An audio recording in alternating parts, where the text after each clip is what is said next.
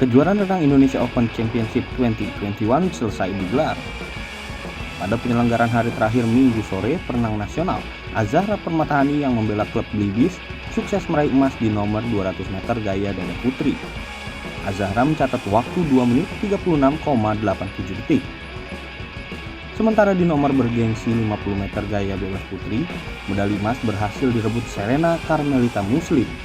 Serena yang berbendera Women's Swimming Club mencatat waktu 27,09 detik, unggul 0,02 detik dari Patricia Yosita Hapsari di peringkat kedua.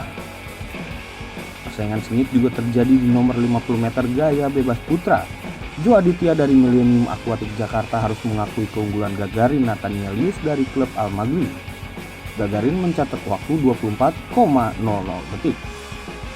Meski raihan medali macet di hari terakhir, Millennium Aquatic Jakarta tetap berhasil meraih gelar juara umum usai kumpulkan 33 emas, 32 perak, dan 21 perunggu. Sedangkan posisi 2 dan 3 ditempati Jakwatik Jakarta dan Best Aquatic Bandung.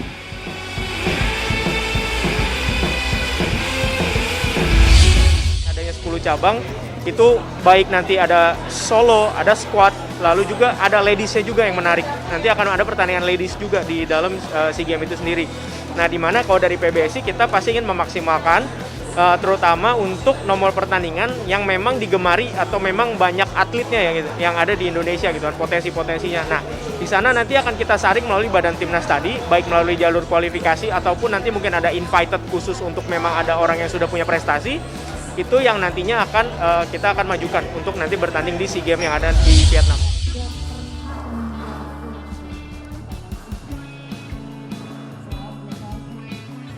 Kita sudah mempersiapkan, karena kalau melihat dari tim yang ada sekarang ini, kita punya potensi yang cukup besar di atlet-atlet junior kita.